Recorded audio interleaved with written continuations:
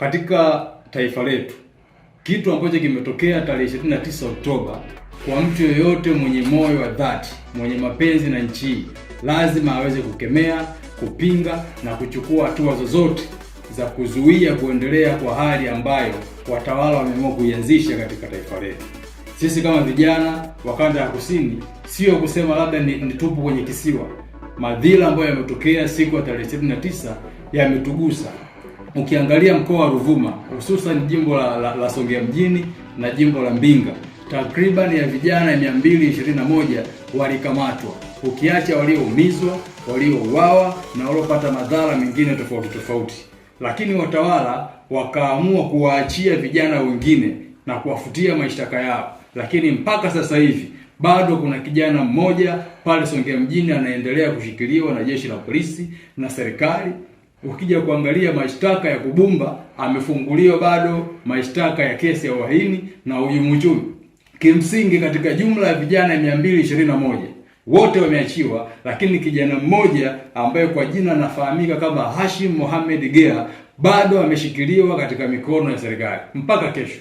Tunaitaka serikali, kama walivyotumia mbinu ya kuachia vijana wengine wote, na kijana huyu wamwachie aendelee na familia yake, aendelee na maisha yake katika hali ya kawaida. Kuendelea kumshikilia inaendelea kutonesha majeraha ya watu wote ambao wameumizwa, wameteswa, wamepitia changamoto ya madhila ya Oktoba 29.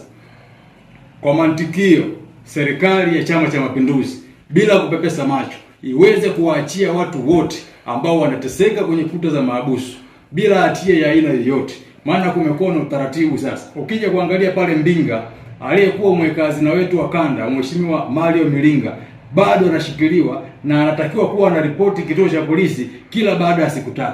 Yaani kila baada ya masaa 72 Mheshimiwa Mario anapaswa kuripoti katika kituo cha polisi. Kitu ambacho kinampotezea muda wa kuendelea na shughuli zake za kiuchumi, mambo yake ya kifamilia, bado anakwenda kwenye kuta za polisi kwenda kuripoti. Huu ni utumwa.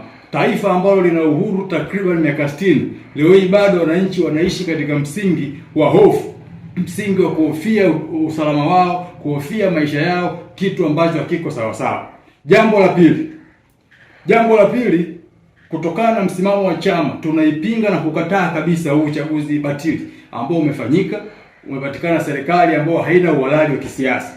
Bado haitoshi, serikali na watawala wameamua kukiunda chombo tena cha kimaigizo cha kuwaandaa vijana wa Tanganyika. Yaani wameunda chombo cha wizara ya vijana. Vijana wa Tanzania hawana changamoto ya kuwa na wizara.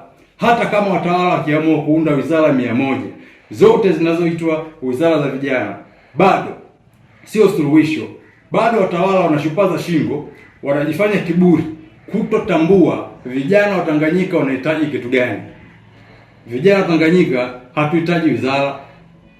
Vijana wa Tanganyika tuna shida na ajira, tuna changamoto ya mifumo ya utoaji haki, kumekuwa na madhila ya utekaji, vijana wako huru, vijana wanapitia changamoto ya ubaguzi na unyanyasaji katika nyanja za kiuchumi, kisiasa na masuala mengine mengi.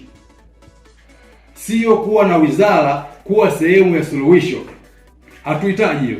Na ukija kuangalia maigizo ambayo serikali na watawala wanayafanya kupitia chombo cha wizara, ni chombo ambacho kinatumika kama hadaa kwenda kuwahadaa vijana waaminishwe kwamba wana chombo ambacho kitakuwa sauti yao.